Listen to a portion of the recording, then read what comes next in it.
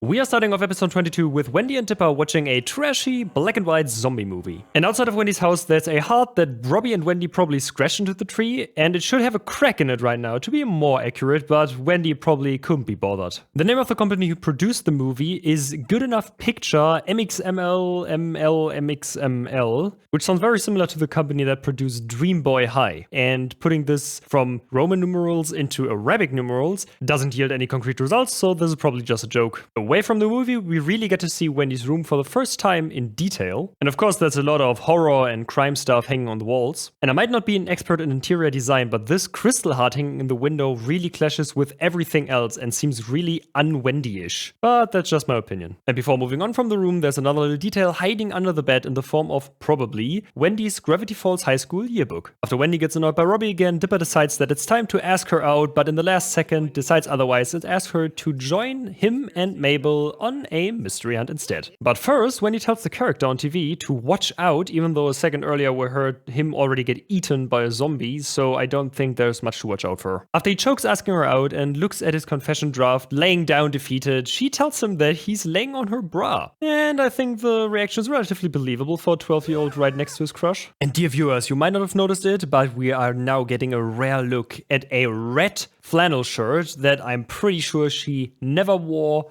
once. And right after the intro, we get a short scene of Grunkle Stan rebuilding the shack after the zombie attack. And yeah, I know, sorry, that rhyme was pretty whack. And apparently with this reconstruction, we have traveled into the future because they are using rope with magnetic connections on the totem. Very impressive. And folks, it finally happened. They took away the damn S. It's just gone. It's not there, nowhere. It's gone forever. Well, anyways, back to the twins who are skulking around the tree that Dipper found the journal at in the first place. And he shows them the same pages that he showed at the end of last episode as a little teaser. Though because I wanted to look up the pages in the physical journal, I saw that these pages are jumbled up. The left page that he holds up here isn't there in the physical journal at all, at least as far as I could see. The page with the tree also looks slightly different in the physical journal with, for example, the pine cone missing. And just to give you a TLDR what's written on these pages, the author and his assistant basically built a bunker to house dangerous experiments, and the little control panel in the tree was originally the entrance controller. As Dipper finishes his briefing, Wendy arrives and tells all of them that she's glad to be a part of this because she doesn't have to look after her dad, who, as we get to see firsthand, tends to wreck the house. Considering that he probably built the house himself, it's really weird that he built it this small, but he also used decorative wooden beams, so maybe he just modeled it after a dollhouse. After Dipper tells Mabel that he's over Wendy, which is fairly obvious that he isn't, she puts on her skepticals.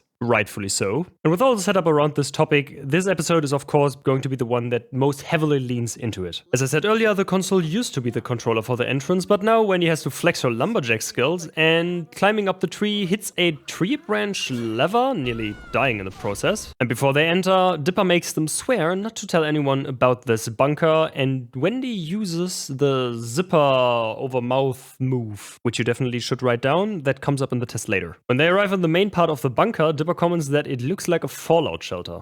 Wow. How do you do it, Holmes? And following this epiphany, we get a scene of Mabel just being Mabel, sticking her head into a random barrel that's standing around the bunker and coming back up with a lot of black fuzzy caterpillars on her face, which, fun fact, a lot of these caterpillars are probably toxic or poisonous. Now we get to the more interesting parts of the bunker because in the back of it there's a map with the date 1982 on it, which is the same as on the calendar in the secret room of the shack. The reason why this date is so prevalent throughout the series is because this is 30 years before the time frame of the series, which is the summer of 2012. And as you might remember from the last episode, the agents mentioned that they haven't seen readings like the ones they saw then for the last 30 years, so this is another hint at the author. When they search the bunker, Dipper finds a recently opened can of beans, which indicates someone still being there. And right after, Wendy discovers an open hatch behind the map, which was swaying like there was some kind of draft. Together with the open hatch, this has a few implications, which I'll talk about later when we have a bit more context. Our adventurers then follow the tunnel into a trap room, which they discover when Mabel shoves Dipper onto one of the pressure plates after joking about his internet history being way creepier than the room itself, which is probably the truth. And in the last episode, I already talked about things that Dipper could have known beforehand because he read through the journal multiple times. At least that's what it always sounds like. And this wonderful trap room is one of those things. The author describes the whole bunker and its construction inside the journal, and Dipper apparently never read over the whole thing because he completely misses that there is an actual trap room in this complex. This is one of those quirks that are there basically just for plot reasons and that will come up multiple times throughout the next episodes. And also in this one, there are a few scenes where this fact comes up again, and I will mention it when we get there. Mabel is the only one unfazed when the room starts shifting because she still has the caterpillars on her face, and either they are just tickling her or maybe the toxin already reached her brain. Her happiness doesn't last for long though, because after the cut, she's panicking like everybody else, and Dipper starts to tell them to check for the symbols and press on them in the correct order. And of course, I had to check if they are pressing it in the correct order, and yes, the order lines up. After pressing all the plates and barely making it to the next room, Mabel finds Dipper's note to Wendy and sets her plan into motion to force him to confess to Wendy inside of the closet while she's devouring raw sugar packets. At least it's not the smile dip again. While in the closet, Wendy starts a decontamination process after wanting to turn on the lights. And after they get thrown into each other by a very powerful gust of wind, probably there to dry them, he gives her this really weird look that I can't really categorize. Maybe he's looking at her to make sure she wasn't hurt, or maybe it's awkward for him because he got so close to her. I really don't know. Of course, it also could be both. And when the second door of the decontamination lock opens, they discover the cave beyond that Dipper should already have known about. And they also spot the monster living in the cave that Dipper also should have known about. Mabel says that he's making things up and won't let them through until he confesses to Wendy, which he can't bring himself to do, so they just flee. And of course they have to run into a dead end where they turn around and witness one of these classic cliché shadow puppet fights where they don't want to show you the monster, but they show a shadow of it. You know what I'm talking about. It's very convenient that the whole cave is very well lit to be able to cast shadows like these, and everyone can see very easily. Okay, I think you get my criticism. I think it would have been cool to give this a bit more contrast, but maybe that would have made it way more complicated than it needed to be for a scene this short. Besides the lighting, there's something I noticed in this scene where the dude fights the monster, which are, by the way, the same thing. It's a shapeshifter. For it to mimic two things like it does here, it probably needs them to be connected at all times. And I took a look at the scene frame by frame, and there's actually no point in this fighting scene where they aren't overlapping somewhere, somehow. They are never detached, so there's always a point of contact where they could be connected. What gave this theory a bit more substance, if it's not a little mistake they made with the shadows, is the shadow of the legs from the dude that's fighting the monster. There's not really a way for the light to come from that direction and shine onto them and then cast the little gap in the shadow of his legs. So this shadow is probably the connection between the two. It then rips out its own tongue, which of course it can do because it can also regenerate, before the guy form, let's call him Bernard, asks Dipper and Wendy to come with him before the monster comes back. And because old habits die hard, Dipper returns to one brain cell mode, because at this point he should have noticed that this could not be the author because he doesn't have 6 fingers. But Dipper doesn't notice, he just goes with it. We can't forget our other two characters, so we're swapping back to Mabel and Sue still in the observation room, where we get a little "this is important" jingle with a zoom in on a briefcase style computer, followed by some foreshadowing about the cryogenic chamber standing inside the cave, and them finally noticing that there's actually a monster in there. And now we get back to Wendy looking intently at a water pipe for no reason, because it's a bunker with a water source and that's not really anything suspicious. And I get the show does this for the viewer to see that it is indeed a water pipe, but it seems really odd in character when she's just looking at a completely generic water pipe, not out of the ordinary in any way. At the start of Bernard's room tour, he holds up his hands for a few frames, which really seems like the scene would have played out a bit differently before. Like he's showing or explaining something to them while raising his hands, but then they maybe just cut it out. Because the way it's cut now, it doesn't really add anything to the scene, especially not because it's just a few frames long. And technically Bernard isn't his real name, it would be more like Shifty, because that's the name the author gave him when he found him in a blue egg while excavating the whole bunker thing. But for now, I'll just stick to Bernard. Right after Dipper hands Bernard the journal, we get the telltale menacing grin and then switch back to the other duo in the entrance of the cave. And the theme for the second season continues with Mabel wearing another electric sweater, this time with a really bright light. But now I'm not the only one saying that it's a fire hazard, even Suze is commenting on it. Before Mabel goes up in flames though, we get back to Bernard glossing over his own page in the journal. And as mentioned earlier, these pages are all a bit jumbled up in this episode, because this part is actually missing a page that is in the physical journal, with a bit of backstory about Bernard's first escape attempt when the author was still there. And now be prepared for two back-to-back inconsistencies. The first one coming as a pupil change from the close-up, where they are basically supposed to be monster pupils, to the normal pupils right after. And the second one happening when they finally find out that Bernard is no other than the guy from the beans can. He starts out with his back turned to them, then they can suddenly see him from where they are sitting, and then he's turned away again. Yeah, and the realization hit a bit too late, because right after Gravity Falls decided to give all kids watching the show nightmares. Respectable. After another fade, the creepy eyes are gone though, and then he shifts back to his original form, but he still kept the glasses outline on the forehead. When he switches through the multiple forms, there's one that I'm a bit unsure about what it's supposed to depict. On the one hand, it might just be an Easter egg and there's just nothing to back it up in the journal. On the other hand, there is something in the journal that would maybe fit to this. It's called the hide behind, and the footprints that are drawn onto the page look similar to the ones that we can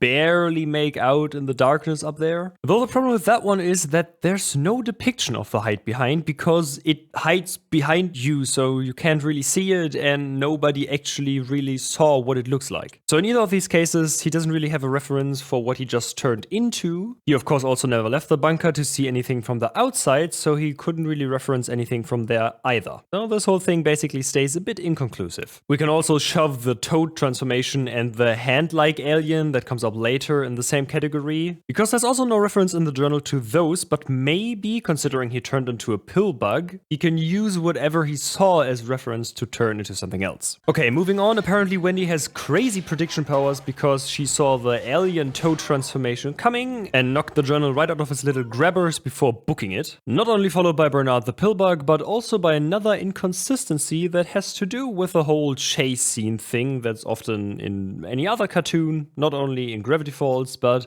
here, he's directly behind them while chasing them, and then when they get to the next scene, where they try to split up, for some reason, he just lost a lot of ground, even though he was way faster before, which makes it a lot easier for them to get away. And you might not believe me saying this, but this is one of these moments where Dipper actually uses his brain power to divert Bernard the pillbug onto another path to get away from him. The other two now also have arrived, and when the four bump into each other, we get a detail that I'm probably way too stoked about for what it actually is, because it's just Mabel's sweater light turning off when Dipper bumps into her, and they could have probably started off the scene with the light already being turned off and nobody would have bet an eye, but they decided to do it like this, and I'll give them the benefit of the doubt and say that it was intentional, and that's a pretty cool detail. Dipper apparently decided to keep some of his brain cells active and warns Wendy that they could be the shapeshifter, but right afterwards they confirm that they are definitely themselves. Dipper also now just notices that Wendy got hurt in the process of getting away from the shapeshifter, and either in the shot before this, the rip just wasn't there, or her legs apparently were a lot longer than in this shot. After making sure she's fine, Dipper explains that if the shifter ever escapes, they couldn't trust another person in town. First seeing this scene, I thought that Bernard could just dig a tunnel out, but then I read up on it, and in the physical journal it says that the author thought about this and they put bedrock and steel around the whole bunker. Even though that might not be the case, the hatch in the beginning was still open and the can was freshly eaten, which must mean that Bernard must have been in the entrance of the bunker. And the entrance of the bunker has a button that really looks like something that would trigger an entrance mechanism, so why the heck is he still down there? He could have just moved up and ran away. Bernard would have been the only one that was able to eat these cans recently, so he's probably the only one that could have been in the entrance. So this is either a mistake or Bernard just doesn't want to leave. After a short discussion, they decide on fighting Bernard, and they really went all in with Lovecraftian nightmares this episode. This thing looks straight out of Dead Space. I don't really get their plan, but it seems to be something along the lines of Bernard drowning because they want to open the valve, which doesn't work because they're turning in the wrong direction.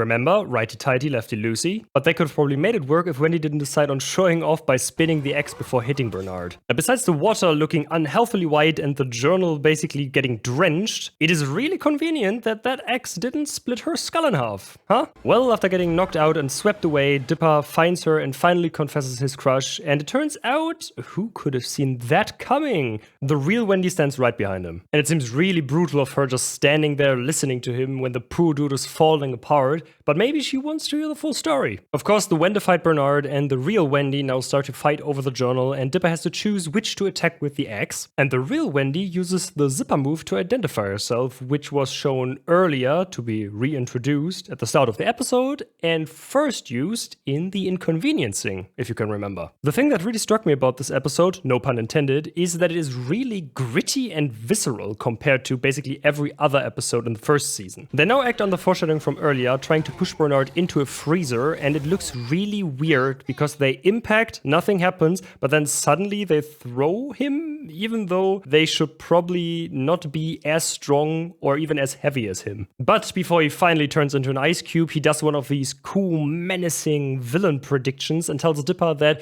if he continues searching for the author, this is the last form he'll ever take. Ooh, spooky. Back up at the surface, Mabel and Suze are the first to move and start talking about getting breakfast, which doesn't align with any kind of time frame this episode has set. Because this would mean either that they stayed in the bunker all night, or there are some weird time shenanigans going on again, because earlier it was already bright outside, and now it's probably dawn or something if they're talking about breakfast. Considering this is Gravity Falls, is probably the latter. And of course, now we finally get the resolution for the whole Dipper and Wendy thing, where they are talking it out, and she tells him that she kinda always knew, hearing him whisper stuff under his breath. Even though I often give him shit for acting way more stupid than he actually is, he's still 12 years old, so mumbling under his breath and thinking that nobody else can hear him kinda fits. She says that she's too old for him, and he of course knows that, but she also tells him that she had way more fun with him than anyone else, and that she would throw herself into the bottomless pit if they stopped being friends. And I know there were a few times where I talked smack about his obsession with Wendy, but all in all, I think the show handled this pretty well. It didn't overstay its welcome, and they brought it to a fitting and wholesome conclusion. Of course, Mabel and Suze were eavesdropping on the whole thing, and Dipper tells them that he still has mixed feelings when Mabel apologizes for being a little bit too pushy, which she definitely was. But she also cheers him up by saying that she already made a list of his potential rebound crushes, which is a nice little wholesome sibling moment. Not ending the episode on another cliffhanger would of course be a crime, so Suze pulls out the laptop that we find out later belongs to the author. This being something that Dipper also should know because he read the journal multiple times, as well as the fact that the assistant of the author made this for him, and that the orange keys are specifically there for 6-fingered typing. And so another Mysteries of Gravity Falls episode comes to an end. I hope you enjoyed watching this one. I certainly enjoyed watching the episode because I just really liked the Lovecraftian, creepy alien stuff that was going on. But besides that, let's keep it short and simple. I hope to see you in the next episode, and until then,